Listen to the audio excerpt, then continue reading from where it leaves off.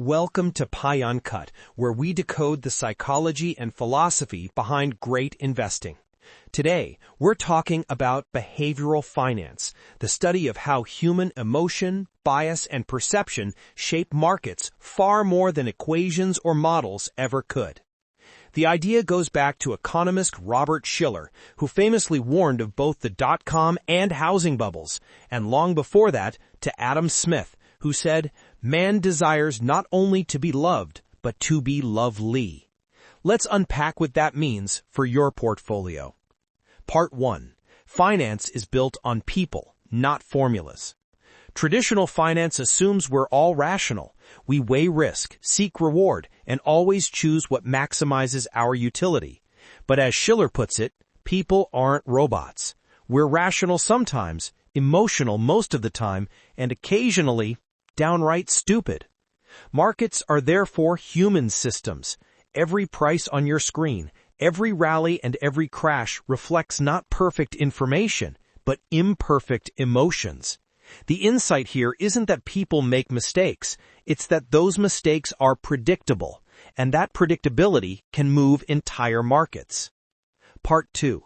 The Moral Roots of Economics, Adam Smith's forgotten book. Before The Wealth of Nations, Adam Smith wrote another masterpiece in 1759, The Theory of Moral Sentiments, and this is where modern behavioral finance actually begins. Smith asked, if people are selfish, how does society still function? His answer? Because we crave approval, but deeper than that, we crave praiseworthiness. Think about it. You might enjoy praise, but if it's undeserved, if people credit you for something you didn't do, it feels hollow. What matters more is being worthy of respect, not just receiving it. That's the foundation of moral behavior in markets. Good businesses, good investors, and good advisors care about long-term reputation, not short-term exploitation, because in finance, trust is capital. Smith's idea reminds us ethical finance isn't idealism, it's good business. Part 3. The Other Side of Human Nature, when psychology turns dark. But not everyone matures into praiseworthiness. Shiller highlights a real-world problem. A portion of society exhibits traits of antisocial personality disorder. People who lack empathy, remorse, and moral restraint. In finance, they often show up as manipulators, charming on the surface, self-serving underneath. They sell you products you don't need, promise returns they can't deliver, or hide risk behind clever language. Shiller jokes that a simple definition for APD is a jerk, but the data is serious. Roughly 3% of men and 1% of women fit the profile, and studies of prison populations show that 40% exhibit these traits. What does that mean for investors? That part of risk management isn't just about numbers, it's about judging character. When choosing an advisor, a fund, or even a business partner, look beyond spreadsheets. Ask, does this person care about being praiseworthy or just praised? Part 4. Prospect Theory. Why losses hurt more than gains feel good. Here's the cornerstone of modern behavioral finance, prospect theory, developed by psychologists Daniel Kahneman and Amos Tversky. It describes how people actually make decisions under uncertainty, not how they should. Imagine a simple graph. The horizontal axis shows your wealth. Gains on the right, losses on the left. The vertical axis shows how you feel about those changes, your emotional value. What the researchers found is stunning. The curve isn't symmetrical. The pain of losing $100 feels roughly twice as strong as the pleasure of gaining $100. That's called loss aversion, and it explains nearly every irrational behavior in markets, from panic selling to holding losers too long until they come back. Part 5. How framing changes everything. Kahneman and Tversky also discovered framing. The same decision, described differently, leads to different choices, even if the math is identical.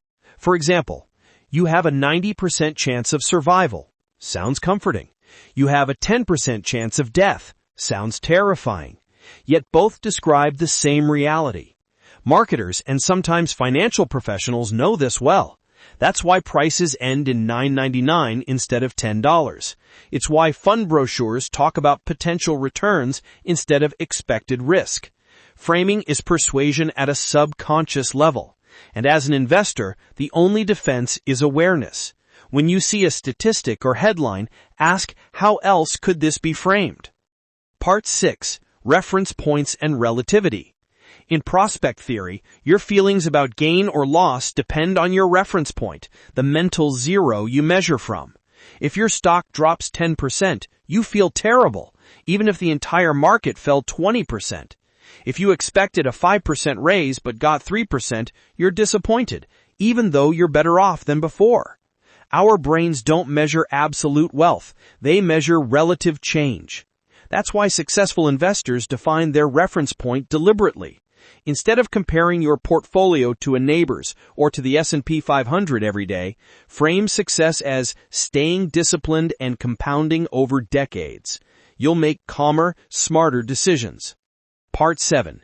Everyday exploitation. The subtle ways we're nudged. Shiller gives charming yet sobering examples of how this psychology gets exploited. Funeral insurance, sold since ancient Rome, appeals to fear of an immediate small loss, not rational long-term planning. Flight insurance and diamond ring coverage work the same way. They focus on vivid but low-probability risks that trigger emotion, not logic. Modern versions include extended warranties, subscription upgrades, and limited-time investment offers. They're all built on your fear of missing out or of small losses. The solution isn't cynicism, it's literacy. Learn how these nudges work so you can choose consciously rather than react emotionally. Part 8. Why markets still work and why morality matters. Here's the good news Shiller ends with. Despite all our flaws, the business world doesn't collapse into manipulation and greed. Why? Because reputation and morality still matter. Most successful financial institutions play the long game. Exploitative behavior might work short-term, but over time it erodes trust, and trust is the ultimate currency. Evolution has wired humans not just for self-interest, but also for moral satisfaction. We're social beings. We want to be good in the eyes of others and ourselves. That's the invisible glue that keeps capitalism sustainable. For investors, the takeaway is simple but profound. Invest where integrity compounds. Look for management teams, advisors, and companies that think in decades, not quarters. Part 9. Turning awareness into action. Let's turn all this theory into a checklist for real investing life.